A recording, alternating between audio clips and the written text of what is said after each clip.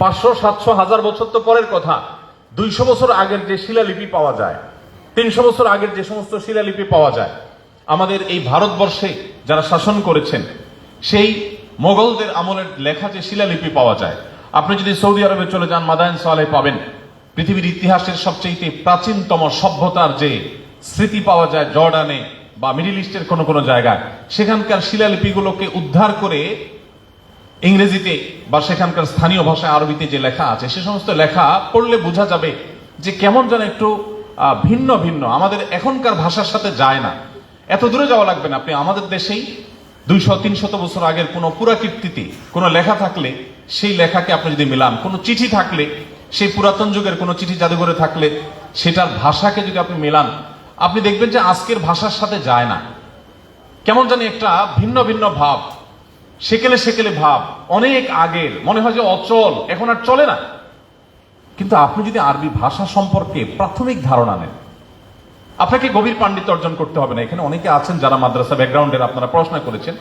আরবি ভাষা সম্পর্কে আপনি একেবারে প্রাইমারি ধারণা যদি আপনি নেন, আপনি বিস্মিত হতে বাধ্য। মহানবী হযরত মুহাম্মদ সাল্লাল্লাহু আলাইহি সাল্লামের 1500 বছর আগে বলা কথাগুলো, যেগুলো হাদিস আকারে সংরক্ষিত আছে, সেই কথাগুলো আজকের আরবি ভাষার সাথে যদি আপনি মিলান, কম্পেয়ার করেন, আপনার কাছে একটুও মনে হবে না যে এই কথা 100 বা 200 বছর আগের পৃথিবীতে কেউ বলেছে।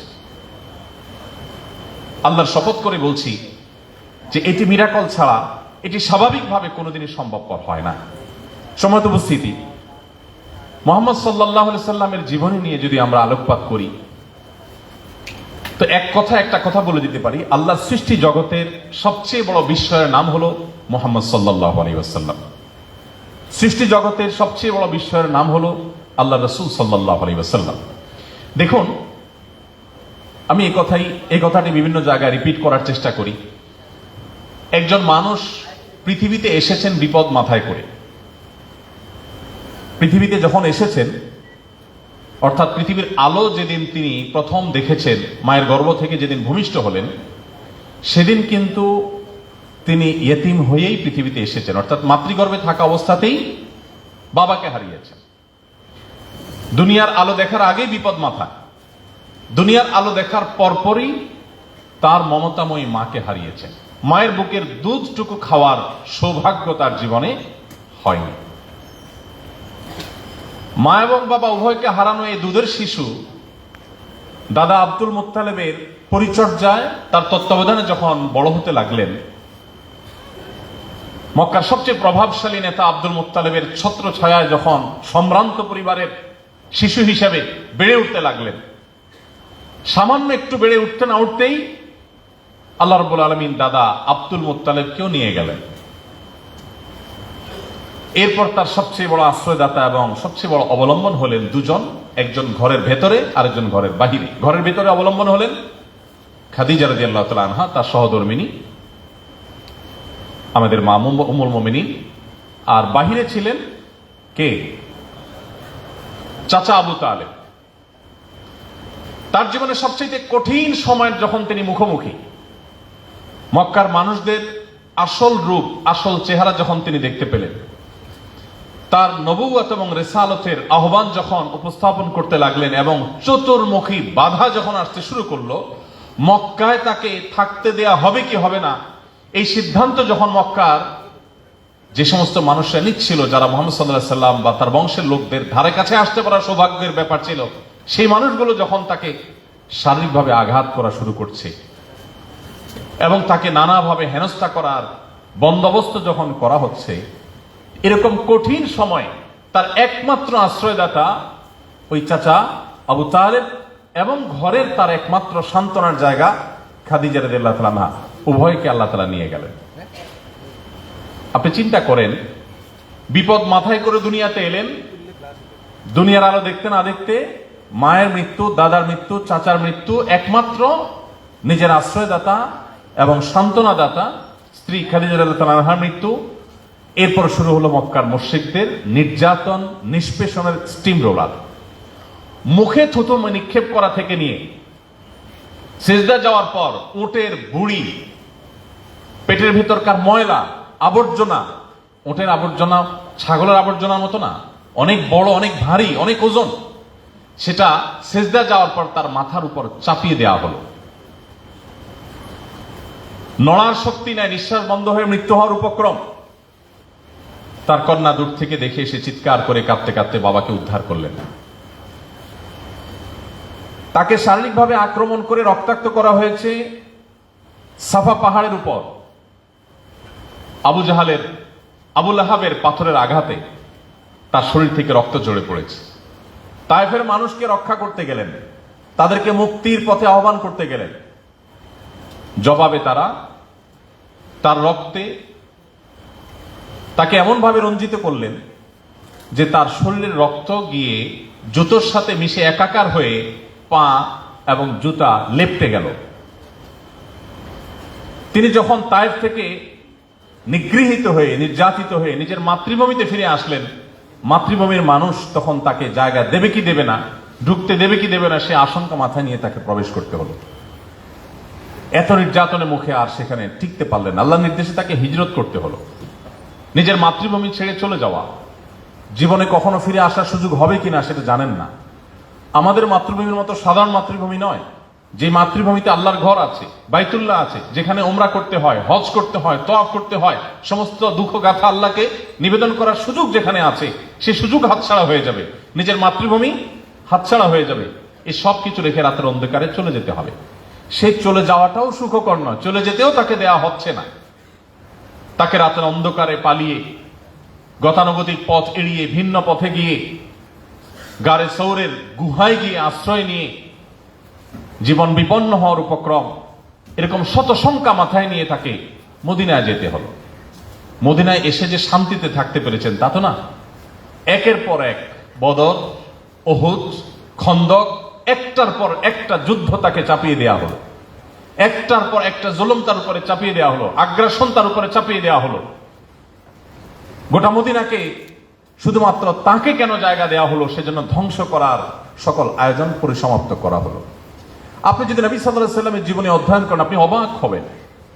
আমার মনে হয় এমন একটি রাত ছিল না তার জীবনে, যেই রাত নিশ্চিন্ত মনে, নির্ভাবনায়, কোন প্রকার দুশ্চিন্তার এবং কোন প্রকার টেনশন ছাড়া, অর্থাৎ কোন প্রকার চাপ ছাড়া তিনি তার একটি রাত অতিবাহিত করার সুযোগ পেয়েছেন।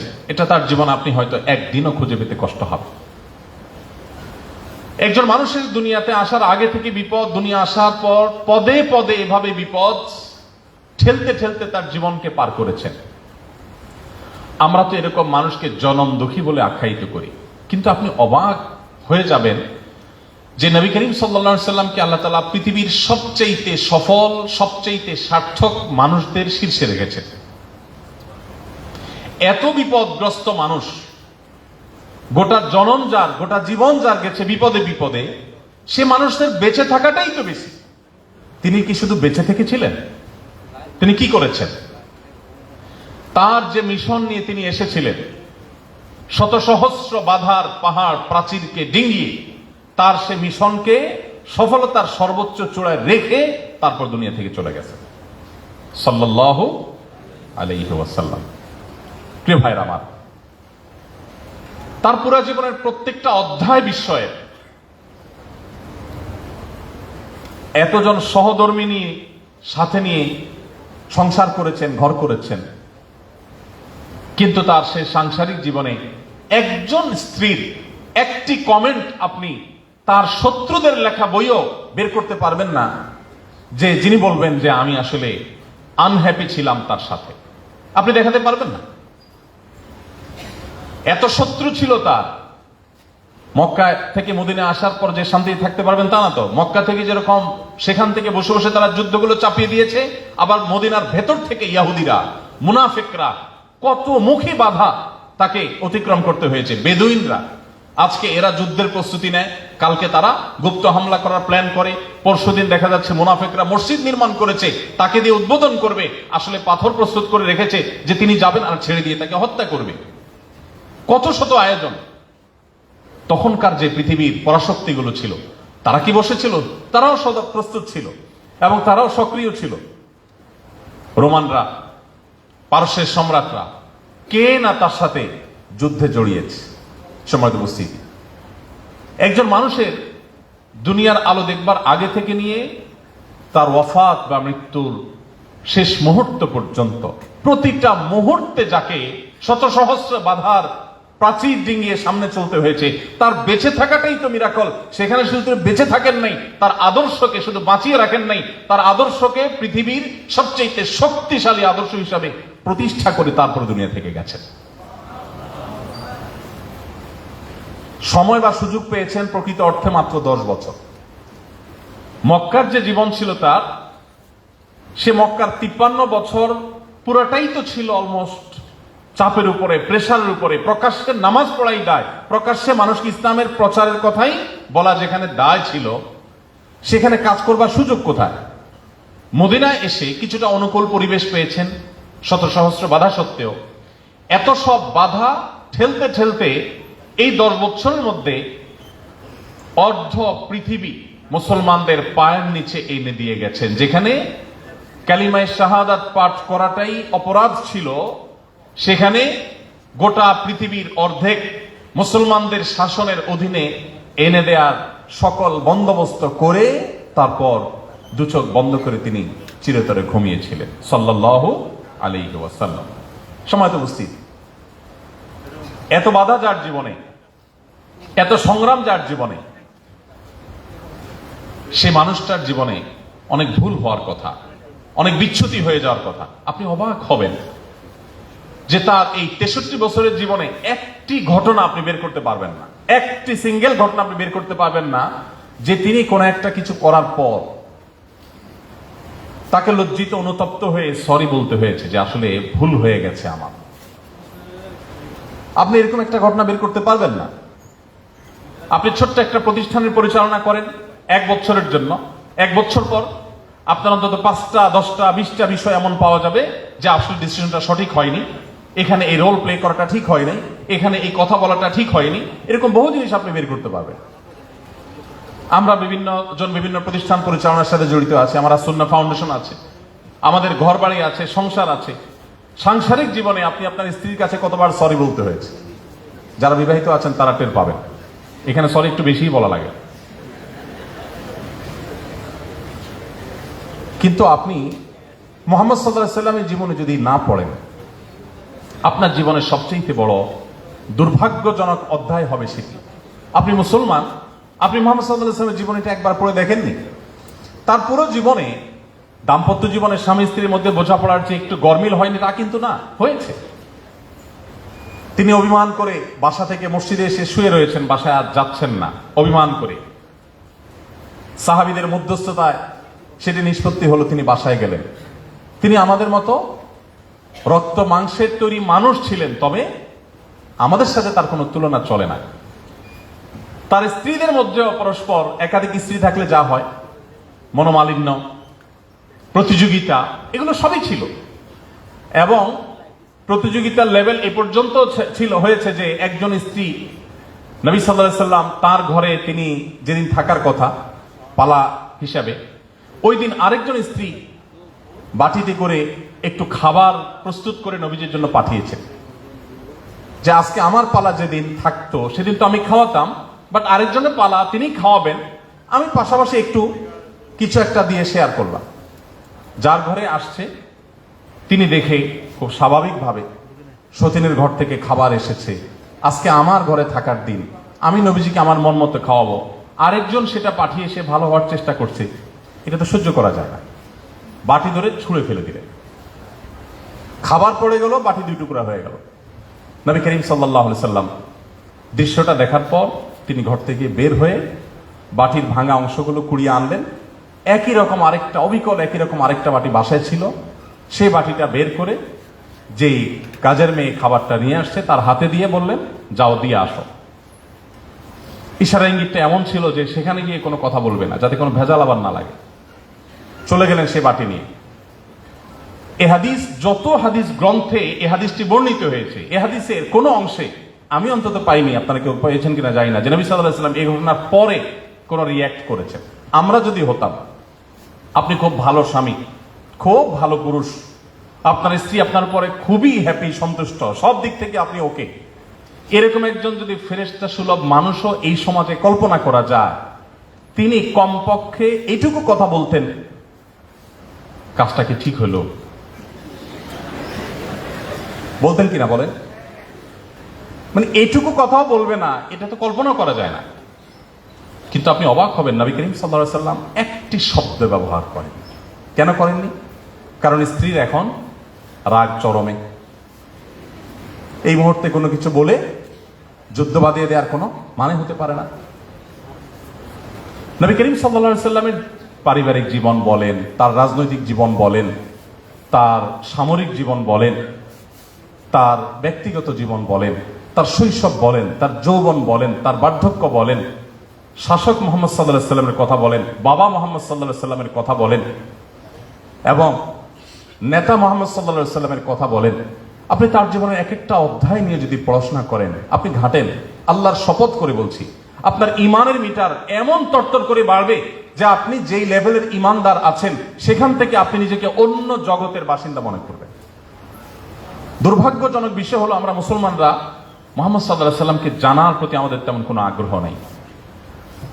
আপনারা সবাই শিক্ষিত মানুষ, আপনারা জাতির কর্ণধার, আপনারা মানব সেবার অনেক অনেক ভালো ভালো জায়গায় আপনারা চলে যাবেন হয়তো ইনশাআল্লাহ।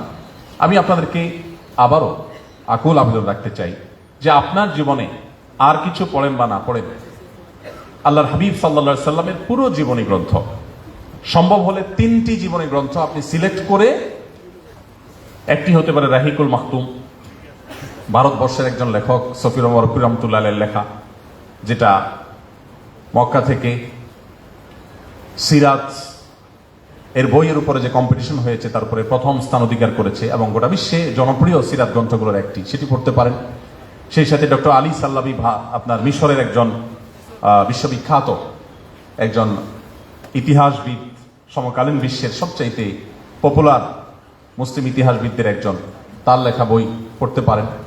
সৈয়দ আবুল হাসান আলী আন-নদভী রহমতুল্লাহ আলাইহের যে নবী রাহমত বইটি আছে, আমাদের ইসলামিক ফাউন্ডেশন থেকে প্রকাশিত হয়েছে, তার অনুবাদ, সেটি পড়তে পারেন। আরো বিভিন্ন প্রতিষ্ঠান থেকে প্রকাশিত হয়েছে। এরকম আরো বহু সিরাত গ্রন্থ আছে, আপনি কমপক্ষে 3টি সিরাত গ্রন্থ পড়েন।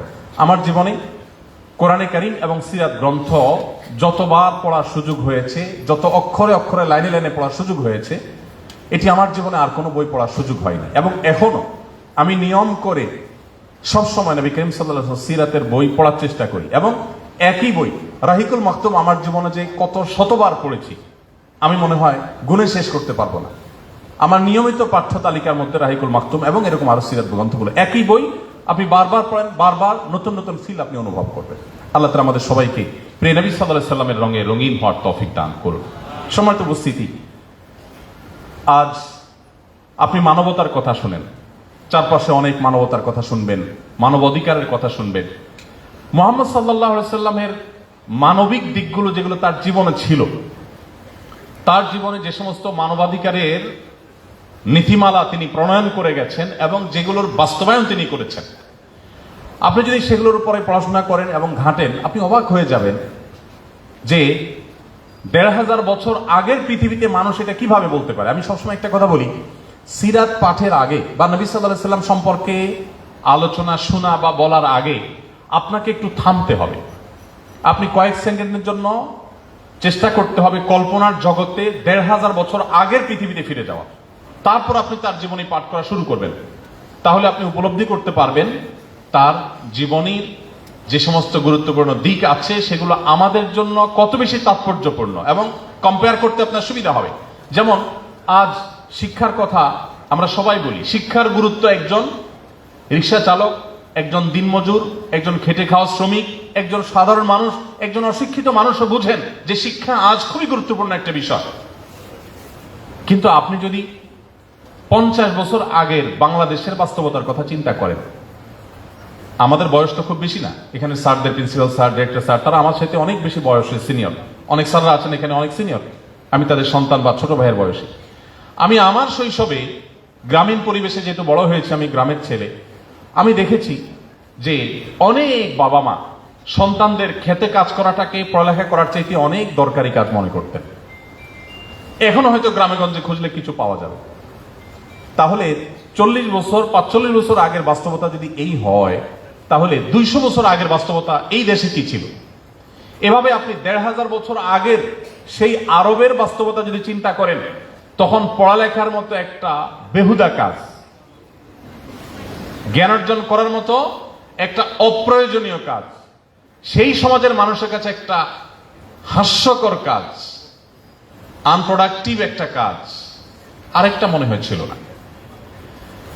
তখন জ্ঞান অর্জন করার চাইতে মানুষের কাছে বেশি গুরুত্বপূর্ণ ছিল পেশি শক্তি কার বেশি। কারো সন্তান হয়েছে, তাকে সবকিছুর আগে কিভাবে সে ঘোড়া চালাবে, কিভাবে সে তীর চালাবে, কিভাবে সে তরবারি চালাবে, কিভাবে সে বল্লম চালাবে, কিভাবে সে যুদ্ধ করবে, কিভাবে সে শারীরিক কসরত করে শক্তিশালী হবে, এই প্রচেষ্টাই ছিল। যুদ্ধ ছাড়া, মারামারি, খুনাখুনি, রাহাজানি, দখলদারিত্ব, এগুলো ছাড়া তখন মধ্যপ্রাচ্যের সকল ইসলাম পূর্ব আরবের মানুষের আর কোনো কাজ ছিল না। তাদের কাছে শিক্ষা সবচেয়ে অপ্রয়োজনীয় ছিল। ওই বাস্তবতায় দাঁড়িয়ে আমি এই জন্য বলেছি যে 1500 বছর আগে চলে যেতে হবে আপনাকে। মুহাম্মদ সাল্লাল্লাহু আলাইহি সাল্লামকে নিয়ে আপনি যখন অধ্যয়ন করবেন, আপনি ফিরে যেতে হবে যে তিনি কোন বাস্তবতায় কথা বলেছেন। আপনি এখন 2024 সালে এসে জ্ঞান অর্জনের গুরুত্ব অনেক অনুধাবন করেছেন। পয়সা, পড়ালেখা ছাড়া কোনো কিছুই চলে না, গোটা পৃথিবী অচল জ্ঞান ছাড়া, বিজ্ঞান ছাড়া। এই পর্যায়ে দাঁড়িয়ে আপনি জ্ঞান বিজ্ঞানের অনেক ফজিলত, অনেক মর্যাদা, অনেক ওয়াজ, অনেক লেকচার আপনি দিতে পারবেন। কিন্তু 1500 বছর আগে যেই সমাজে জ্ঞানের কোনো 2 পয়সার মূল্য ছিল না, সেই সমাজের মানুষের বুকের উপর দাঁড়িয়ে সর্বপ্রথম নির্দেশ আল্লাহর পক্ষ থেকে যখন আসে, ইকরা বিসমি রাব্বিকাল্লাযী খালাক, তখন বুঝতে আর বাকি থাকে না এটা কোনো মানুষের রচিত কোনো গ্রন্থ না, এটা মানুষের দেয়া কোনো কথা না, এটা মহান আল্লাহর দেয়া কথা।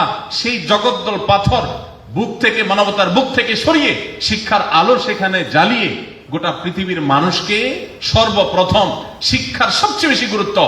নামাজের ব্যাপারেও তখন নির্দেশ আসে নাই, রোজার নির্দেশে তখন আসে নাই, হজ করার নির্দেশও আসে নাই, যাকাত দেওয়ার নির্দেশ আসে নাই, বাবা মার প্রতি সদাচরণের নির্দেশ আসে নাই, প্রতিবেশীর সাথে সদাচরণের নির্দেশ আসে নাই। সবকিছুর আগে সর্বপ্রথম নির্দেশ এসেছে ইকরা বিসমি রাব্বিকাল্লাযী খালাক। আপনার কাছে কি বিষয়টা স্বাভাবিক মনে হয়? 1400-1500 বছর আগে, 1450 বছর আগের পৃথিবীতে একটা সমাজের মানুষকে প্রথম এমন এক নির্দেশ দেওয়া হচ্ছে যে নির্দেশের কোনো গুরুত্ব সমাজের মানুষের কাছে নাই, এবং এটা দিয়েই শুরু করা হচ্ছে। নবী করিম সাল্লাল্লাহু আলাইহি সাল্লাম তিনি তার সেই মানবিক যে মুহাম্মদ সাল্লাল্লাহু আলাইহি সাল্লামের যে রূপ, আমরা নবী মুহাম্মদ সাল্লাল্লাহু আলাইহি সাল্লামকে অনেকে জানি, মানবিক মুহাম্মদ সাল্লাল্লাহু আলাইহি সাল্লামকে আমরা অনেকে জানি না। আমি সবসময় এই কথাটি বলি, আজ মানবাধিকার নিয়ে কথা বলা এটা একটা ফ্যাশনে পরিণত হয়েছে, এটা একটা স্টাইল, এটা বলতে বেশ সুন্দর শোনা যায়, শুনতে বেশ ভালো লাগে।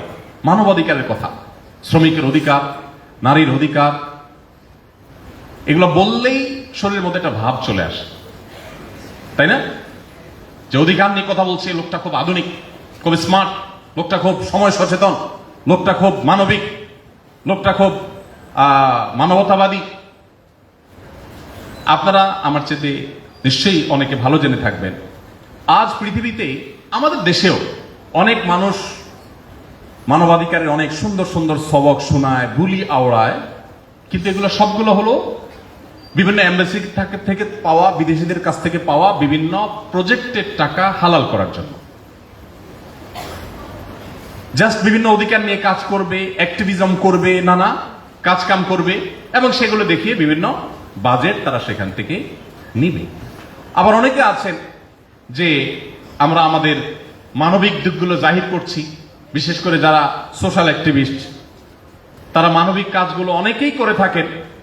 এই যে ফেনীতে, লক্ষ্মীপুরে, কুমিল্লাতে যে ভয়াবহ বন্যা মাত্র হয়ে গেল, অনেক মানুষ আছেন যারা কষ্ট করে ঢাকা থেকে, চট্টগ্রাম থেকে অনেক কষ্ট করে গেছেন, সেখানে অনেক কাজ করেছেন। তার দিন শেষে টার্গেট ছিল সেখানে গিয়ে একটা সেলফি তোলা, কিছু লাইক কমেন্টের ব্যবসা করা। এরকম অনেক মানুষ আছে না, যে সেখানে গিয়ে একটা ছবি তোলা, একটা লাইক করা তার টার্গেট। কিন্তু নবী করিম সাল্লাল্লাহু আলাইহি সাল্লাম যখন মানবাধিকারের কথা বলেছেন, তখন পৃথিবীতে কোন প্রজেক্টের লোভে কোন মানুষ মানবাধিকারের কথা বলা তো দূরের কথা, তখন সেই কথাগুলো বলা ছিল সে সমাজে নিজের অস্তিত্বকে হুমকির মধ্যে ফেলে দাও। মেয়ে হিসাবে জন্মগ্রহণ করা যে সমাজে অপরাধ হিসাবে গণ্য করা হতো, নারী হিসাবে জন্মগ্রহণ করেছে, এটাকে একটা দোষণীয় বিষয় মনে করা হতো। নিজের বাবা নিজের কন্যা সন্তান মেয়ে কেন হলো, যুদ্ধে তো আমার সাথে যেতে পারবে না, এই সন্তান দিয়ে তো আমার কাজে লাগবে না, সেজন্য তাকে জীবন্ত পুঁতে ফেলতো যে সমাজ, সেই সমাজের বুকের উপর দাঁড়িয়ে মুহাম্মদ সাল্লাল্লাহু আলাইহি সাল্লাম শুধু নারীকে রক্ষা করেন নাই, আকাশে তুলে রেখে গেছেন। তিনি বলে গেছেন, কোন বাবা যদি দুটি কন্যা সন্তানকে সঠিকভাবে লালন পালন করে, কোনো বৈষম্য না করে, কোনো অবিচার না করে, সঠিকভাবে তাদের তদারকি করে, সুসন্তান বানায়, আল্লাহর সাথে পরিচিত করায়, ঈমান তার ভিতরে প্রথিত করে, কোন প্রকার জুলুম অবিচার না করে, এক কথা সদাচরণ করে, দায়িত্বশীল অভিভাবকের দায়িত্বটা যদি পালন করে, দুটি কন্যা সন্তানের এরকম দায়িত্ব নিলে নবী করিম সাল্লাল্লাহু আলাইহি সাল্লাম সেই ব্যক্তির জান্নাতের গ্যারান্টি এবং নবীর সাথে জান্নাতে থাকার গ্যারান্টি দিয়েছেন। আমি প্রায় কম্পেয়ার করে বলার চেষ্টা করি, এখানে অনেকে আলেমারা আছেন, ওলামা ইকরাম অনেকে আছেন। নবী করিম সাল্লাল্লাহু আলাইহি সাল্লামের হাদিসের ভান্ডার থেকে আপনি একটি হাদিসও খুঁজে পাবেন না যে দুটি কন্যা সন্তানকে লালন পালন করলে এত মর্যাদার কথা আল্লাহ নবী বলেছেন, তার বিপরীতে 1 ডজন ছেলে সন্তান লালন পালন করলে নবী সাল্লাল্লাহু আলাইহি সাল্লাম জান্নাতের বারান্দায় জায়গা থাকবে, এরকম কথা বলেননি। অর্থাৎ মেয়ে হিসাবে জন্মগ্রহণ করার পর তার বাঁচার অধিকার আছে, এই কথা মুহাম্মদ সাল্লাল্লাহু আলাইহি সাল্লাম বলে থামেন নাই। সমাজের সবচেয়ে বেশি সম্মানের সাথে মর্যাদার সাথে বাঁচার অধিকার তাকে দিয়ে গেছেন। অবাক করা বিষয় হলো, ইমাম মালিক রাহমাতুল্লাহ আলাইহি বলতেন, আল আম্বিয়া ও আবুল বানাত। নবী সাল্লাল্লাহু আলাইহি সাল্লাম শুধু নীতিবাক্য শুনে নীতিবাক্য শুনিয়ে বা থিওরি দিয়ে যান নাই। আল্লাহ রাব্বুল আলামিন আমাদের নবী সাল্লাল্লাহু আলাইহি সাল্লামকে বেশ কয়েকটা ছেলে সন্তান দিয়েছেন, কিন্তু তাদের সবাইকে নিয়ে গেছেন কখন? একেবারে শৈশবে, শিশুকালে। তার 4টি কন্যা সন্তান বড় হওয়া পর্যন্ত বেঁচে ছিলেন, স্বাভাবিক জীবনযাপন করেছেন এবং তারাও ছেলে সন্তানের মা হয়ে দুনিয়া থেকে গেছেন, তারা সবাই কন্যা সন্তান। তিনি কন্যাদের অধিকার, মেয়েদের অধিকারের ব্যাপারে শুধু কথা বলেছেন তা নয়, যেহেতু তার পুরো লাইফটা আল্লাহ রাব্বুল আলামিন, আমাদের সবার জীবনে আল্লাহর কর্তৃক নিয়ন্ত্রিত, আল্লাহ রাব্বুল আলামিন তার হাবিব তার রাসূলের জীবনে, তার সংসারে, তার ঘরে ছেলে সন্তান রাখেনি নেই, যেগুলোকে বাঁচিয়ে রেখেছেন সবগুলো কন্যা সন্তান। অর্থাৎ মেয়েদের অধিকারের ব্যাপারে শুধু তিনি কথা বলেছেন তা নয়, তার ঘরে সেটার ইমপ্লিমেন্ট তিনি করেছেন এবং বাস্তবায়ন করেছেন। ফাতিমা রাদিয়াল্লাহু তাআলার প্রতি তার যে মমতা, অন্যান্য কন্যা সন্তানদের প্রতি যে মমতা, এগুলো এক একটা নিয়ে 2-4-5 ঘন্টা লেকচার দেওয়া যাবে। ঘন্টাকে ঘন্টা আপনি অধ্যয়ন করে শেষ করতে পারবেন না যে বাবা হিসাবে কি করেছে। এক ব্যক্তি নবী সাল্লাল্লাহু আলাইহি সাল্লামের কাছে এসেছে, এসে দেখলেন যে নবী সাল্লাল্লাহু আলাইহি সাল্লাম তার নাতি হাসান এবং হুসাইন রাদিয়াল্লাহু তাআলাকে চুমু দিচ্ছেন, আদর করছেন। তখন সেই সাহাবী অবাক হয়ে বললেন, হে আল্লাহর রাসূল, আমার অনেকগুলো সন্তান আছে, আমি তো এদের কখনো আদর করি নাই। সেই 1500 বছর আগের মানুষের যে কালচার ছিল, সেই কালচারের কথা বলা হচ্ছে, যে এভাবে আদর করার কালচার সে তখনকার মানুষের কাছে ছিল না, মানুষ জানতো না। এমনি আরবরা মানুষ হিসাবে একটু সাধারণত রূঢ় স্বভাবের, নবী রাসূলদের কথা ভিন্ন, সাধারণ আরবদের মধ্যে স্বভাবটা একটু রূঢ় প্রকৃতির হয়ে থাকে। আমি 10 বছর সৌদি আরবে ছিলাম, ইসলামিক অ্যাফেয়ার্স মন্ত্রণালয়ের তরফ থেকে বাংলা ভাষাভাষীদের মধ্যে দাওয়াতি কাজ করা আমার দায়িত্ব ছিল। তো ফ্যামিলি সহ থাকতাম। আমার বাসার সামনে আমি একবার দেখলাম এক সৌদিয়ান যাচ্ছে, তার পেছন দিয়ে তার ছোট বাচ্চারা যাচ্ছে, কত 5-6 বছর বয়স হবে হয়তো। তো বাচ্চাটা বাবার পেছনে দৌড়ে দৌড়ে যাচ্ছে, দৌড়াতে গিয়ে ছোট মানুষ আর ওরা ছোট বাচ্চারাও জুব্বা পরে, লম্বা জুব্বা পরে, তো জুব্বার সাথে প্যাঁচে এসে পড়ে গেল, বেশ জোরে সোরেই পড়লো। তো আমি খেয়াল করলাম অনেক দূর থেকে তার বাবা বাচ্চার কান্নার আওয়াজ শুনে হালকা একটু ঘাড়টা ঘুরায় দেখলেন, দেখে বললেন, ইয়াল্লাহ গুম মুশকিল, খালাস গুম, মানে সমস্যা কি, উঠো হাঁটো আসো। আমি আমার মিসেসকে বললাম যে দেখো তো, এটা কোনো বাঙালি বাবা দ্বারা সম্ভব? আমরা হলে দৌড় দিয়ে চলে যেতাম, আরে বাচ্চারা পড়ে গেছে, তাড়াতাড়ি করে মুছে দিতাম, কোলে নিতাম, বাবা কিছু হয় না, কাঁদে না, থামো, কত কাহিনী করতাম। আর ওই লোকটা আমি দেখলাম, আমার চোখের সামনে দেখে ঘটনা, যে অনেক দূরে বাচ্চাটা পড়ে আছে, কাঁদতেছে, বেশ ব্যথা পাইছে, বলতেছে খালা শেষ মুশকিল, আল্লাহ গুম, সমস্যা কি, উঠো দাঁড়াও আসো। এটা বলে সে আবার হাঁটা শুরু করছে। বাচ্চা ওদের উপরে দেখছে, আর কি করা, কষ্ট করে বেচারা হাঁটা শুরু করে দিচ্ছে। সেই আরবের মানুষ, এটা তো আমি বলছি 10 বছর আগের কথা, আর 1500 বছর আগে বাস্তবতা কি ছিল? ওই ব্যক্তি নবী সাল্লাল্লাহু আলাইহি ওয়াসাল্লাম বলছেন, রাসূলুল্লাহ, আমার অনেকগুলো সন্তান আছে, আমি কোনোদিন এদের কপালে এদের গালে কখনো চুমো দিয়ে আদর করে আমি কখনো দেখি নাই। নবী করিম সাল্লাল্লাহু আলাইহি ওয়াসাল্লাম তখন বেশ শক্ত ভাষায় বলেছিলেন, যে ব্যক্তি মানুষের প্রতি দয়া করে না, মায়া করে না, ভালোবাসা দেয় না, স্নেহ দেয় না, মমতা দেয় না, সে ব্যক্তি আল্লাহর পক্ষ থেকে স্নেহ, মমতা, ভালোবাসা পায় না। নবী করিম সাল্লাল্লাহু আলাইহি ওয়াসাল্লাম কি করেছেন বিশ্ব মানবতার জন্য? নীতিবাক্য বলা বহু মানুষ আপনি পাবেন, থিওরি দেওয়া বহু মানুষ আপনি পাবেন, একটি বিষয় দেখাতে পারবেন না যে মুহাম্মদ সাল্লাল্লাহু আলাইহি ওয়াসাল্লাম শুধু থিওরি দিয়ে গেছেন। তিনি যেগুলো থিওরি দিয়ে গেছেন তার সবগুলো বাস্তবায়ন করে গেছেন। মাত্র ওই যে বললাম, মদিনায় আসার পর 10 বছর স্বাভাবিক জীবন যাপন করার সুযোগ পেয়েছেন, তাও প্রতি বছর যুদ্ধ, এক না একাধিক। প্রতি রাত তাকে টেনশন নিয়ে ঘুমাতে যেতে হতো। এত চাপের মধ্যে ভেতরের চাপ মদিনার ইহুদিদের, মুনাফিকদের, বাহিরের চাপ মক্কার মুশরিকদের, আর আরো দূরের চাপ রোমানদের, বিভিন্ন অনারব শাসকদের, রাজাদের। এত কিছুর পরও নবী করিম সাল্লাল্লাহু আলাইহি ওয়াসাল্লাম, তাকে আপনি দেখবেন যে তিনি তার এই জীবনে যা বলেছেন তার সবগুলো তিনি ইমপ্লিমেন্ট করে গেছেন, বাস্তবায়ন করে গেছেন সাল্লাল্লাহু আলাইহি ওয়াসাল্লাম। সম্মানিত উপস্থিতি, নবী করিম সাল্লাল্লাহু আলাইহি ওয়াসাল্লামের যে মানবিক দিকগুলো ছিল তার জীবনে, আপনারা একটা ঘটনা সবাই জানেন। যখন তিনি হেরা গুহায় সর্বপ্রথম জিবরিলের সাথে তার সাক্ষাৎ হলো, জিবরিল যখন তাকে 3টা চাপ দিলেন ইকরা বিসমি রাব্বিকাল্লাযী খালাকা বলার আগে, তখন তিনি এতটাই ভড়কে গেলেন। কারণ হেরা গুহায় যারা গিয়েছেন মক্কায় তারা বলতে পারবেন, আমার এখনো উঠার সাহসই হয়নি, অনেকে উঠে মাশাআল্লাহ। এত উপরে, এখনো সেখানে নির্জন, কারণ পাহাড়ের চূড়ায় মানুষজন কোত্থেকে থাকবে? আর তখন তো এসব জায়গায় কোনো বসতি ছিল না মানুষের। এরকম নির্জন জায়গায় ফেরেশতা জিবরিলের চাপ, তার সাথে সাক্ষাৎ, এত বিশাল আকার সৃষ্টি, এগুলো দেখে নবী সাল্লাল্লাহু আলাইহি ওয়াসাল্লাম ভড়কে গেছে। বাসায় এসে তার স্ত্রী খাদিজা রাদিয়াল্লাহু আনহাকে যখন বললেন যে আমাকে চাদর দিয়ে মোড়াও, আমার গায়ে জ্বর এসেছে, আমি ভয় পেয়েছি, আমার জীবন বিপন্ন হওয়ার আশঙ্কা করছি আমি, তখন আব্বাজান খাদিজা রাদিয়াল্লাহু আনহা কি বলেছিলেন? হাদিসটা আপনারা অনেকে জানেন। তিনি বলেছেন, কাল্লা লা ইউখজিকাল্লাহু আবাদা, কোশ্চিন কালেও আপনি কখনো চিন্তা করবেন না, আল্লাহ আপনাকে কখনো অপমানিত করবেন না। এটা হতে পারে না। কেন? কারণ ইন্নাকা লা তাসিলুর রাহিম, কারণ আপনি আত্মীয়তার বন্ধনগুলোকে সম্পর্কযুক্ত করেন, আপনি আত্মীয়তার সম্পর্কগুলোকে জোড়া দেন। কেউ কারোর আত্মীয়র সাথে সম্পর্ক ছিন্ন করলে আপনি সেখানে গিয়ে জোড়া লাগানোর জন্য ভূমিকা রাখেন।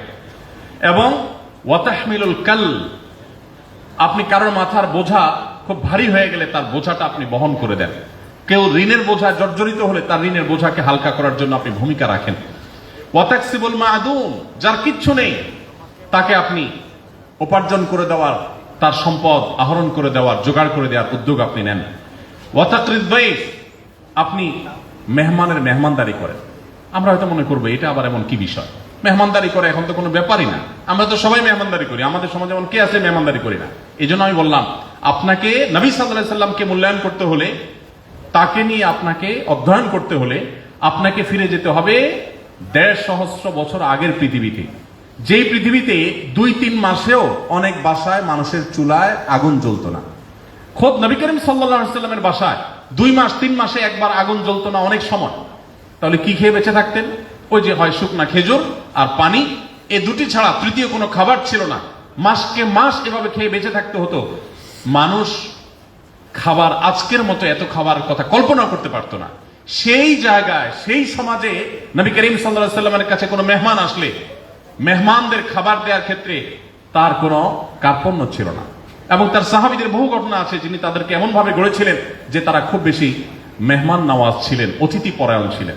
তো খাদিজা রাদিয়াল্লাহু আনহা বলেছেন, ওয়াতাকরিদ দাইফ, আপনি তো খুব অতিথি পরায়ণ, নিজের বাসায় কোনো খাবার না থাকলে অতিথিকে আপনি কখনো না খাইয়ে ছাড়েন না, জোগাড় করেই ছাড়েন।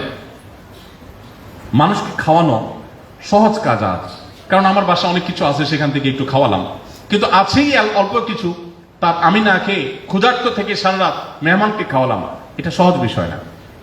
নবী সাল্লাল্লাহু আলাইহি ওয়াসাল্লামের জীবনের একটা বড় অংশ এভাবে পার হয়েছে। এরপর তিনি বলেছেন, ওয়াতাইনু আলা নওয়াইবিল হক, মানুষের অধিকার আদায়ের জন্য আপনি কাজ করেন। যেহেতু আপনি এত বেশি মানবিক উদ্যোগ গ্রহণ করেন, অতএব আপনাকে আল্লাহ তাআলা কখনো বেইজ্জত করবেন না, লাঞ্ছিত করবেন না। তিনি মানবতার উপকারের জন্য, মানুষের আর্থিক যে সমস্ত চাহিদা আছে সেগুলো পূরণ করবার জন্য, অভাবী গরিব দুস্থ মানুষদের পাশে দাঁড়াবার জন্য জাকাতের বিধান আল্লাহর পক্ষ থেকে আমাদের জন্য আরোপ করেছেন। সাদাকা দিয়েছেন, কোরবানি দিয়েছেন, মানত দিয়েছেন, কাফারা দিয়েছেন, এবং বিভিন্ন পশু জবের যে উদ্যোগ হালাল সেটার বিধান দিয়েছেন, ওয়াকফের বিধান দিয়েছেন, ওসিয়তের বিধান দিয়েছেন, দানের বিধান দিয়েছেন, ঋণ দেওয়ার ফজিলত বর্ণনা করেছেন, এবং এতিম গরিব বিধবা তাদের দায়িত্বভার গ্রহণ করার ফজিলত বর্ণনা করেছেন, উৎসাহ দিয়ে গেছেন। এবং যত রকমের কল্যাণমূলক কাজ আছে, মসজিদ নির্মাণ, মানুষকে পানি পান করানো, কূপ খনন করা, রোজাদারকে ইফতার করানো, তালেব ইলমদের খানা খাওয়ানো, এতেকাফকারীদের খেদমত করা, মসজিদের আবাদ করা, সমাজের নানামুখী কাজ করা, বিপন্ন মানবতার পাশে দাঁড়ানো, বিধবাদের বিশেষ করে দায়িত্বভার গ্রহণ করা, এরকম শত সহস্র আইটেম বলা যাবে। এমনকি বন্দীদেরকে খাবার দেওয়ার উদ্যোগ গ্রহণ করা, শত সহস্র আইটেম তিনি বের করেছেন এবং সেগুলোর ইমপ্লিমেন্ট করেছেন মানবতার মুক্তির জন্য, মানবতার উপকারের জন্য, মানবিক উদ্যোগ হিসাবে। মানবিক মোহাম্মদ সাল্লাল্লাহু আলাইহি সাল্লাম তার যে জীবনের মানবিকতার দিকগুলো আছে, শুধু এগুলো নিয়ে যদি আপনি অধ্যয়ন করেন, আপনি যদি পড়েন, আপনি অবাক হয়ে যাবেন। এই সবগুলো তিনি শুধুমাত্র আবাদ করে যান নাই, শুধুমাত্র সমাজের মানুষকে বলে যান নাই, তত্ত্ব দিয়ে যান নাই, তিনি তার প্রত্যেকটি নিজে হাতে বাস্তবায়ন করে তারপরে পৃথিবীতে গেছেন। সময় কিন্তু সেই 10 বছর, যুদ্ধ করতে করতে জীবন শেষ, এত কিছু করে গেছে ভাইরা আমার। তো সেই নবী করিম সাল্লাল্লাহু আলাইহি ওয়াসাল্লাম সম্পর্কে আমাদের জানা প্রয়োজন আছে না নাই? আলোচনা করতে করতে হয়তো অনেক দিক চলে যেতে পারবো, অনেক আলোচনা করতে পারবো। আমার মনে হয় আমরা কনক্লুশনে চলে আসি। নবী করিম সাল্লাল্লাহু আলাইহি সাল্লাম তার চাইতে উত্তম কোনো আদর্শ, তার চাইতে উত্তম কোনো মডেল, কোনো বিকল্প আমাদের জন্য, গোটা বিশ্বের মানুষের জন্য আর কেউ হতে পারে না। এটা একজন মুসলমান হিসেবে শুধুমাত্র ভক্তি বিশ্বাসের বিষয় না, এটা বাস্তবতা। দেখুন, আজ আমরা বৃক্ষরোপণের অনেক ফজিলত জানি, তাই না? আমি একবার একটা টেলিভিশন প্রোগ্রামে একজন বাংলাদেশের নামকরা একজন স্থপতি, পাশাপাশি তিনি পরিবেশবিদ, তার সাথে একটা প্রোগ্রামে একসাথে ছিলাম। তো আমার পালা যখন আসলো, আমি পরিবেশ নিয়ে কিছু কথা বলার যখন সুযোগ আসলো, আমি পরিবেশ সম্পর্কে কয়েকটা হাদিস শোনালাম। আমার বক্তব্য শেষ করার পর অনুষ্ঠানের ফাঁকে সে ভদ্রলোক, সে স্থপতি এবং পরিবেশবিদ, তিনি আমাকে বললেন, হুজুর, আমি তো মুসলমান, খুব প্র্যাকটিসিং, 5 ওয়াক্ত নামাজ কালাম পড়ি, কিন্তু আমি জীবনে এগুলো শুনি নাই। পরিবেশ সম্পর্কে আমার নবী এই সমস্ত কথা বলে গেছেন। এখন এই পর্যায়ে এসে ফ্যাক্টরি রেভলিউশনের পর যত্রতত্র কলকারখানা করে কালো ধোঁয়ার মাধ্যমে, কলকারখানার বর্জ্যের মাধ্যমে গোটা পৃথিবীকে বাস অযোগ্য করে তোলার পর এখন পৃথিবীর সবচেয়ে বেশি বাজেট হয়ে থাকে পরিবেশের জন্য। গোটা বিশ্বের সব দেশগুলো এখন পরিবেশের জন্য সবচেয়ে বেশি বাজেট দিচ্ছে এবং পরিবেশ নিয়ে সবচেয়ে বেশি তারা কনসার্ন। কিন্তু আপনি চিন্তা করুন তো, ফ্যাক্টরি রেভলিউশন হয়েছে কতদিন হয়েছে? বেশি দিন আগে কথা না।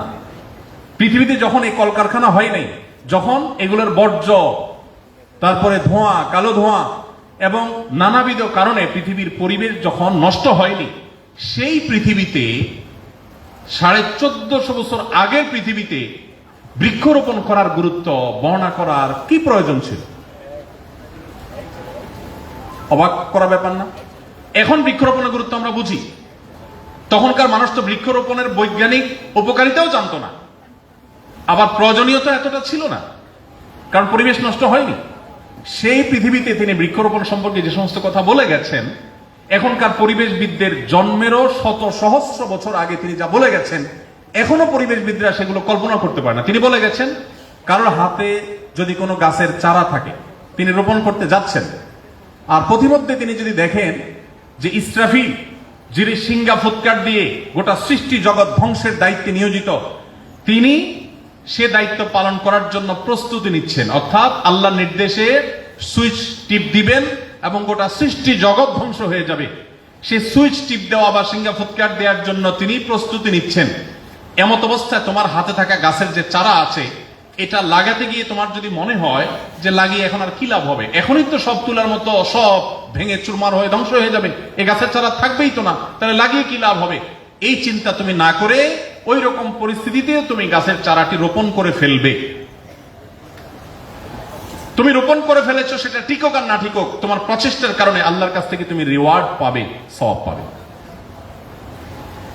দেখুন, নবী করিম সাল্লাল্লাহু আলাইহি সাল্লাম বলেছেন, তুমি যদি কোনো গাছ লাগাও, তোমার সে গাছ থেকে কোনো পশু, কোনো পাখি, কোনো পোকা, কোনো মাকড়, কোনো কিছু যদি খায়, কোনোভাবে উপকৃত হয়, তাহলে তুমি তাদেরকে খাদ্য দানের যে সওয়াব, যে রিওয়ার্ড, যে বিনিময়, এটা আল্লাহর কাছ থেকে পাবে। আমি একবার জিনাদের এক মাহফিলে একজন সেখানকার স্থানীয় জনপ্রতিনিধি ছিলেন, তো প্রসঙ্গত ওনাকে আমি একটু রসিকতা করে বললাম যে ভাই, আপনি অনেক বড় নেতা মানুষ, মাশাআল্লাহ, এবং বহু মানুষকে আপনি খাবার খাওয়ান, অনেক টাকা পয়সা দেন, রাজনৈতিক কারণে, ভোটের জন্য, নোটের জন্য, নানা কারণে আপনারা দেন এগুলো। বাট আমার জিজ্ঞাসা হলো, আপনি জীবনে 2000 পিপিলিকাকে একবেলা দাওয়াত করে খাওয়াতে পারবেন কিনা? তুমি বলেন যে ভাই, এটা আবার কেমন কথা বললেন, পিঁপড়া 2000 খাওয়ানোর মানে কি দাঁড়ালো? আমরা আচ্ছা, আপনি 500 পাখিকে একবেলা মেহমানদারি করবেন, এই সুযোগ আছে? বলো না, এটা কিভাবে সম্ভব? তো আমি বললাম, আল্লাহ নবী সাল্লাল্লাহু আলাইহি সাল্লাম সে আইডিয়া আমাদেরকে দিয়ে গেছে। আপনি যদি 5টা গাছ লাগান, এগুলাকে যদি আপনি সুন্দর করে পরিচর্যা করেন, বড় করে তোলেন, নবী করিম সাল্লাল্লাহু আলাইহি সাল্লাম বলে গেছেন যে এই গাছ থেকে কোনো না কোনো পাখি এর পাতা থেকে, এর ফল থেকে, এর ফুল থেকে সে জীবিকা আহরণ করবে, এবং তুমি কিন্তু তাদেরকে খাওয়ানোর সওয়াব তুমি পেয়ে যাবে। ভাইরা আমার, আমরা আজ শ্রমিকের অধিকারের কথা বলি। শ্রমিকের অধিকারের কথা কি বলি? যে তাদের ন্যায্য পারিশ্রমিক দিয়ে দাও, তাদের রেস্টের সুযোগ রাখো, 8 ঘন্টা কাজ, 8 ঘন্টা ঘুম, এর ব্যবস্থা রাখো। নবী করিম সাল্লাল্লাহু আলাইহি ওয়াসাল্লাম কি বলে গেছেন জানেন? তিনি বলেছেন, শ্রমিকের শরীরের ঘাম শুকাবার আগে তার পারিশ্রমিক দিয়ে দাও। আমি যখন সৌদি আরবে ছিলাম, তখন সৌদি আরবের নিয়ম ছিল, এখন কি আছে আমি জানি না, 25 তারিখে স্যালারি হয়ে যেত। পৃথিবীর কোন দেশে আছে কিনা আমি জানি না। তো আমি তখন জানতাম, তখন সৌদি আরব রাষ্ট্রীয়ভাবে ইসলামকে অনেক বেশি প্রমোট করতো। বাকি দিন দিন অধপতন গোটা পৃথিবীতে হচ্ছে, তাদেরও হচ্ছে। এখন পরিস্থিতি কোথায় দাঁড়িয়ে আছে আমি জানি না। তবে 5-7 বছর আগেরও কথা আমি জানি যে 25 তারিখে স্যালারি হওয়ার রাষ্ট্রীয় নিয়ম ছিল। তো আমি তো অবাক হয়ে গেলাম প্রথম যাওয়ার পর, ভাই 25 তারিখে স্যালারি কাহিনী কি? সাধারণত মানুষ 5 তারিখ 10 তারিখ পর্যন্ত নিয়ে যায়, কিন্তু মাস শেষ হওয়ার 5 দিনে স্যালারি কেন? তখন আমি জানতে পারলাম, ওই যে নবী সাল্লাল্লাহু আলাইহি সাল্লাম বলে গেছেন, ঘাম শুকাবার আগে পারিশ্রমিক দিয়ে দাও, তো মাস শেষ হওয়ার আগে পারিশ্রমিক সেজন্য দেওয়ার সিস্টেম তারা চালু করেছে। শ্রমিকদের জন্য এরকম কথা পৃথিবীতে আজও কোনো শ্রমিকদের অধিকার নিয়ে কাজ করা কোনো ব্যক্তি বা প্রতিষ্ঠান আজও বলতে পারে নাই। আপনি আরো আশ্চর্য হবেন, তিনি বলেছেন, তোমরা যা খাও তোমার শ্রমিককে তা খাওয়াও, তোমরা যা নিজেরা পরো তোমার শ্রমিককে তা পরাও। এখন আপনি যে ব্র্যান্ডের শার্ট কিনেছেন, আপনি আপনার ড্রাইভারের গায়ে যদি এসে দেখেন কাকতালীয় ভাবে আপনি শার্টটা পরে আসছেন, আজকে নতুন শার্ট, আয়সা গাড়িতে উঠে দেখলেন ড্রাইভার সাহেব সেম ওই ব্র্যান্ডের শার্টটা পরে মাশাআল্লাহ বসে আছে, তখন মেজাজটা কেমন হবে বলেন?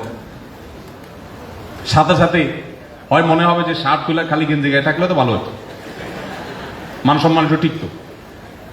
আমরা কোথায় দাঁড়িয়ে আছি? সভ্যতার ভেগ ধারণ করলে মানুষ সভ্য হতে পারে নাকি?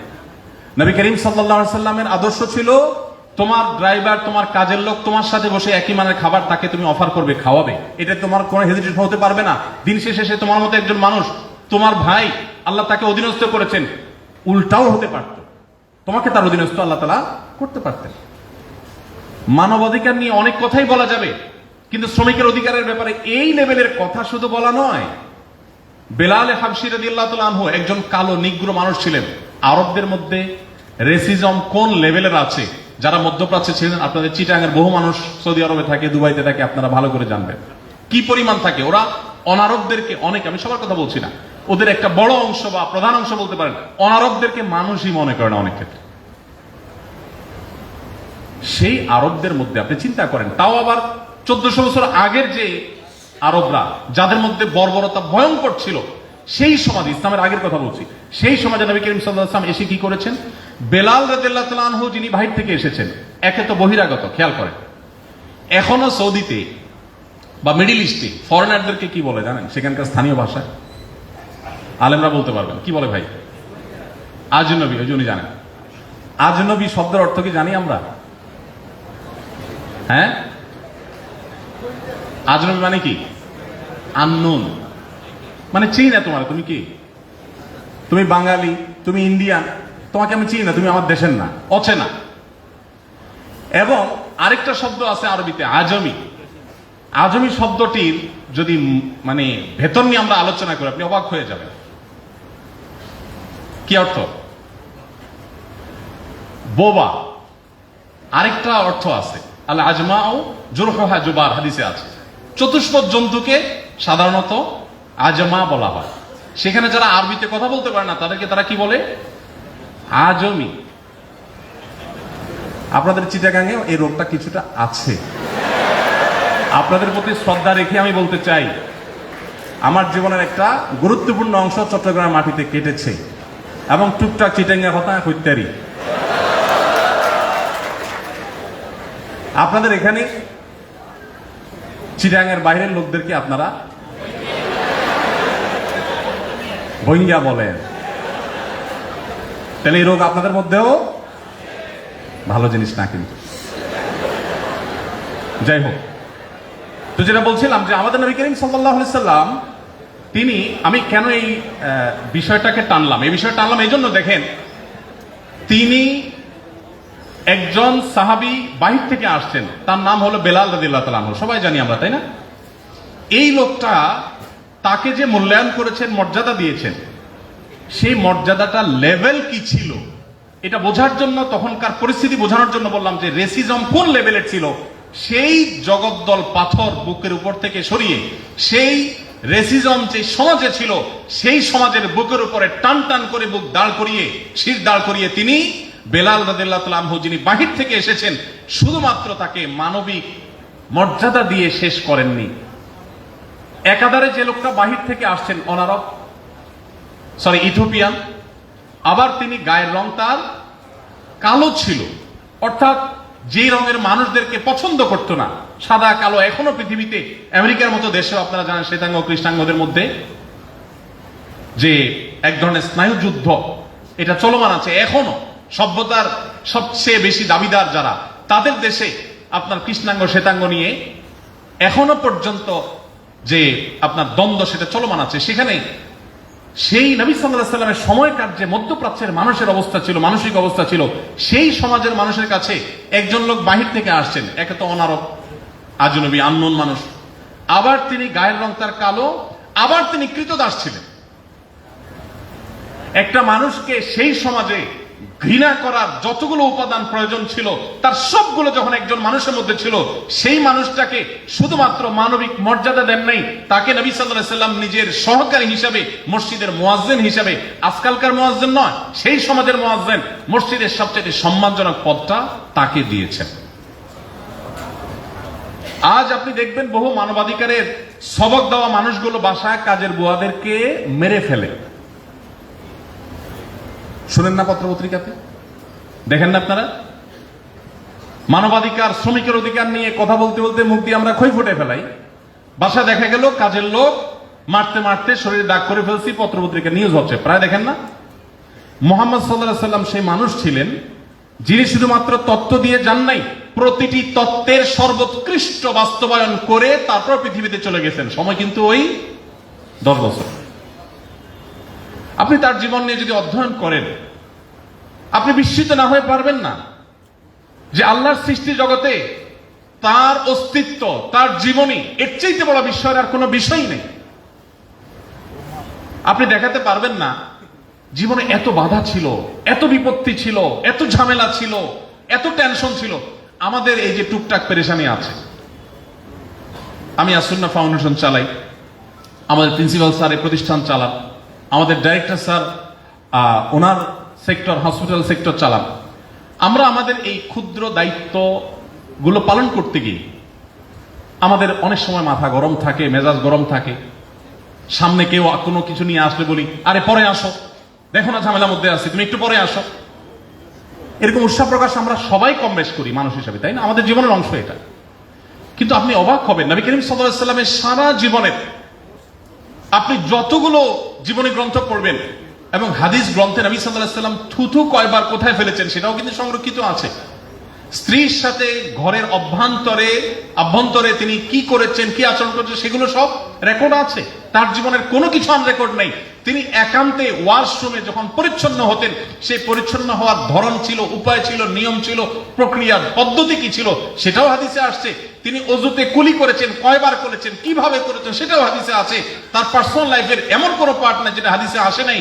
কিন্তু আপনি অবাক হবেন, নবী সাল্লাল্লাহু আলাইহি সাল্লামের সারা জীবনের মধ্যে একটি বারের জন্য এমন কোনো ঘটনা ঘটে নাই যে তিনি খুব টেনশনে আছেন, যুদ্ধের মধ্যে আছেন, রণাঙ্গনে আছেন, বদর, উহুদ, খন্দক এই সমস্ত ঝামেলার মধ্যে আছেন, শত্রুদের নানামুখী আক্রমণের মধ্যে আছেন, এবং তিনি টেনশনের চোটে কাউকে বলেছেন সরো এখন আমার কাছে, আমি এখন টেনশনে আছি। এরকম কথা তার জীবনে একটাও কিভাবে সম্ভব ভাই? 63 বছরের জীবনে একবারও থাকবে না?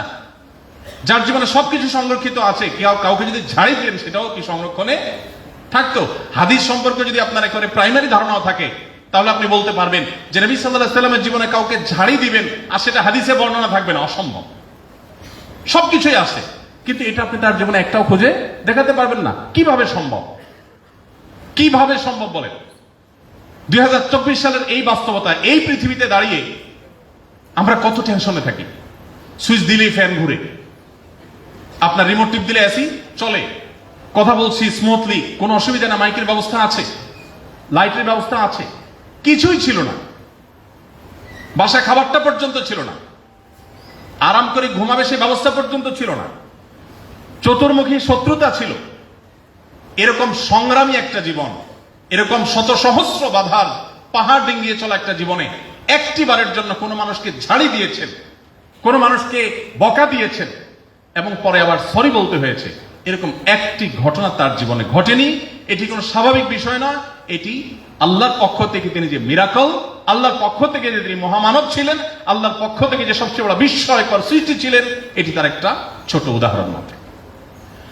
আপনি মানবাধিকার নিয়ে আজকাল যে সমস্ত কথা বলা হয়, আমি তো বলি যে নারীবাদ নিয়ে, অন্যান্য বাদ নিয়ে অনেক কথা বলা, নারী অধিকার নিয়ে অনেক চমৎকার চমৎকার কথা আপনি শুনতে পাবেন। নারীদের অধিকার নিয়ে আপনি দেখবেন যে নারীকে কর্মক্ষেত্রে জায়গা করে দেওয়া উচিত, চমৎকার কথা। কিন্তু সেটা দেখবেন ইয়াং নারীদের বেলায়, বৃদ্ধ নারীদের বেলায় দেখবেন না। কি বলেন? দেখবেন পশ্চিমা পৃথিবীতে যারা আমাদেরকে এগুলো সবক দেয়, তাদের দেশে বৃদ্ধ নারীদের বেলায় তাদের একমাত্র ডিসিশন হলো বৃদ্ধাশ্রম। আর কোনো বিকল্প আছে তাদের কাছে? কিন্তু আমার মুসলমানের কাছে কি বিকল্প আছে বলেন তো? আমার মুসলমানদের সমাজে আমার নবী সাল্লাল্লাহু আলাইহি ওয়াসাল্লাম যে আদর্শ শিক্ষা দিয়ে গেছেন, সে আদর্শের শিক্ষার কারণে আমাদের সমাজে নারীর জীবনের সবচেয়ে উপভোগ্য টাইমটা থাকে, সবচেয়ে সুখকর সময়টা থাকে তার বার্ধক্যের সময়টা। শূন্য, সামন্ত, ছেলে পেলে, নাতিপুতি সব চারপাশে ঘিরে থাকে, ভাবটাই অন্যরকম। যৌবন বয়সের স্বামী সংসারে টুকটাক ঝামেলা ছিল, ননদ, দেবর, শাশুড়ি, নানান কাহিনী ছিল। মাগার যখন বৃদ্ধ হয়ে গেছে, এখন সারা জীবন ডিস্টার্ব করা স্বামীটাও এখন বিড়ালের মতো সোফার এক কোণা চুপচাপ বসে থাকে। কেন বসে থাকে? কারণ তাকাইলে দেখে ছেলে ডানে, মেয়ে ডানে, ছেলের ঘরের নাতি, মেয়ের ঘরের পুতি, সব চারপাশে ঘেরা। বুড়ির যে পাওয়ার, তাতে বেচারা চুপচাপ মিসকিনের মতো বসে থাকে সোফার এক কোণে। আমার এই সমাজে নারীর অধিকার নবী করিম সাল্লাল্লাহু আলাইহি ওয়াসাল্লাম এমন ভাবে প্রতিষ্ঠা করে গেছেন, নারীর জীবনে যত তার বয়স হবে তত তার মর্যাদা বাড়বে, তত তার মূল্য বাড়বে, তত তার গুরুত্ব বাড়বে, সংসারে তার আধিপত্য বাড়বে, তার কর্তৃত্ব বাড়বে, তার মর্যাদা বাড়বে। আর তোমরা যে নারীর অধিকারের কথা আমাদেরকে সবক শোনাতে আসো, তোমার সমাজে নারীর নিগ্রহের যে পরিমাণ, যে রেশিও, নির্যাতনের যে হার, সেটা আমরা সবাই জানি আজ গুগলের এই সময়, অনলাইনের এই সময়। আমি সেজন্য বলি, হে মুসলমানের সন্তান, হে আমার ভাই, আপনাকে কোনো নীতিবাক্যের সবক মুহাম্মদ সাল্লাল্লাহু আলাইহি সাল্লামের উম্মত হিসেবে আপনাকে পৃথিবীর কোন সভ্যতার কাছ থেকে ধার নেওয়ার কোনো প্রয়োজন নেই। আপনি নিজে এত সমৃদ্ধ, আপনি এত রিচ, আপনি জানেন না। আপনার মানবাধিকারের প্রয়োজন, আপনার পশুর অধিকার প্রয়োজন। পশুর অধিকার নিয়ে তিনি কি করে গেছেন? কোন পশুকে যদি জবে করেও তোমার খেতে হয়, ছুরি ভালো করে ধার দিয়ে নাও। এক সাহাবী, এক ব্যক্তি, তিনি ছাগল শুইয়ে পায়ের নিচে চেপে ধরে আরেক হাতে চাকু ধার দিচ্ছেন। নবী সাল্লাল্লাহু আলাইহি ওয়াসাল্লাম দেখে তাকে ধমক দিয়ে বললেন, তুমি কি তাকে জবে করে মারার আগে আরো কয়েকবার মারতে চাও? কেন তুমি আগে থেকে ছুরি ধার দিয়ে আনো নাই? এখন গলার উপরে পাড়া দিয়ে তারপর তুমি ছুরি ধার দিচ্ছ। আরেকজনকে পিপিলিকা মারতে দেখেছেন, আগুন দিয়ে পোড়াচ্ছে। তিনি বলেছেন, লা ইউআযযিবু বিন-নারি ইল্লা রাব্বুন নার। আগুন দিয়ে শাস্তি দেওয়া শুধু আগুনের সৃষ্টিকর্তার সাজে, আর কারোর সাজে না। কোন প্রাণী, কোন সৃষ্টি যদি তোমার উপদ্রবের কারণ হয়, তুমি মেরে ফেলো, নিধন করো, কিন্তু নির্মম ভাবে তুমি তাকে মারবে আর এনজয় করবে, ফুর্তি করবে, এটা তোমার কখনো স্বভাব হতে পারে না এজ এ মুসলিম। আপনি পশুর অধিকারের কথা বলবেন, প্রাণী সম্পদ রক্ষার কথা বলবেন। আমি আবারও বলছি, চলে যান ১৫০০ বছর আগের পৃথিবীতে, যখন মানুষ কি করতো জানেন? নবী সাল্লাল্লাহু আলাইহি সাল্লাম তো অনেক পরের কথা, তার একজন সাহাবী দেখতে পেলেন যে কুরাইশের, মক্কার কিছু যুবক ছেলে পেলে, যুবক কোলাপানের যৌবন বয়সে অনেক পাগলামি করে, অনেক উচ্ছলতা থাকে, উন্মাদনা থাকে। তারা দেখলেন যে এক ব্যক্তিকে ধরে নিলেন, তার কাছে অনেকগুলো পাখি আছে, এই পাখিগুলোকে সবগুলাকে বেঁধে বেঁধে রাখছে এবং তীর দিয়ে তারা দূর থেকে ওটাকে নিশানা বানায় টার্গেট করে তীর মারছে। কোন পাখির গায়ে লাগছে, মারা যাচ্ছে সাথে সাথে। মারা গেলে তখন ওই পাখির বিনিময়ে ওই যে তীরটা লাগছে, ওই তীরটা পাখির মালিককে দিয়ে দিচ্ছে। এটা একটা খেলা, জুয়ার মতো অনেকটা বানায় নিচ্ছে। তো পাখির চাইতে তীরের দাম অনেক বেশি, মালিক তীরটা পেয়ে যাচ্ছে। আর যদি পাখিতে না লাগে তাহলে তো নাই। তো এইভাবে একটা খেলা তারা সাজাচ্ছিল, জাস্ট এনজয় করছে পাখিকে নির্মম ভাবে মেরে মেরে। নবী করিম সাল্লাল্লাহু আলাইহি ওয়াসাল্লাম সাহাবী সম্ভবত আব্দুল্লাহ ইবনে ওমর রাদিয়াল্লাহু তাআলা আনহু, তিনি যখন এই যুবকদের কাছাকাছি আসলো, দেখেন কিছু বলতে হয়নি, তাকে দেখে সবগুলা ভোদৌড়, সব পালায় গেছে। কেন পালায় গেছে? কারণ জানে মুহাম্মদ সাল্লাল্লাহু আলাইহি সাল্লামের শিষ্য সাহাবী একটা পাখির প্রতি নির্মমতা এটা সে সহ্য করবে না, পালিয়ে গেছে। তিনি খুব কঠোরভাবে তাদেরকে ভৎসনা করেছেন এবং তাদের এই বর্বরতার বিরুদ্ধে তিনি কথা বলেছেন। ভাইরা, আজ আপনাকে যারা মানবতার সবক দেয় আর আপনি শুনে খুব বেশি আপ্লুত হয়ে যান, ফিলিস্তিনে নিরীহ মানুষগুলোকে পশুর মতো, পশুর চাইতে আরো নির্মম ভাবে অনবরত হত্যা করে ফেলা হচ্ছে, তাদের মুখে কোনো মানবাধিকারের কথা সেখানে পাবেন না। আপনি মুহাম্মদ সাল্লাল্লাহু আলাইহি ওয়াসাল্লামের উম্মত, আপনার মানবাধিকারের সবক, আপনার পরিবেশ রক্ষার সবক, আপনি যে কোনো কিছুর সবক নিতে যান, আপনাকে পৃথিবীর কারো কাছে যাওয়ার দরকার নাই। এদের এই সমস্ত আদর্শ যারা বলছে, তাদের এই আদর্শগুলোর জন্মের 1000 বছর আগে যে আদর্শ আপনাকে ইসলাম দিয়ে গেছে, আল্লাহ শপথ করে বলছি, আপনার চাইতে সমৃদ্ধ আদর্শের দিক থেকে পৃথিবীতে কোনো জাতি হতে পারে না। আল্লাহ তাআলা আমাদের সবাইকে মুহাম্মদ সাল্লাল্লাহু আলাইহি সাল্লামের জীবনীকে জানা এবং সে আলোকে আমাদের জীবনকে আলোকিত করার তৌফিক দান করুন। আমি দুঃখিত, বোধহয় অনেক বেশি দীর্ঘ সময় নিয়ে ফেলেছি। ঘড়ি সামনে নাই, আমার এটা একটা রোগে পরিণত হয়েছে যে আমার সামনে ঘড়ি না থাকলে 2, 4, 5, 7 ঘন্টা চলে যায়, টের পাই না। তো যাই হোক, অনেক বেশি সময় আমি নিয়ে ফেলেছি, আরো অল্প সময় নেওয়া দরকার ছিল। আপনাদের নাকি প্রশ্ন আছে? আবার প্রশ্ন আছে? না, এটা তো প্রশ্ন না, আমার এখানে কিছু প্রশ্ন আছে।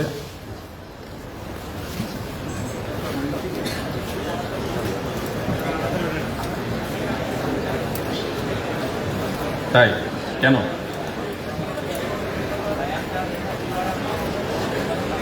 হ্যাঁ,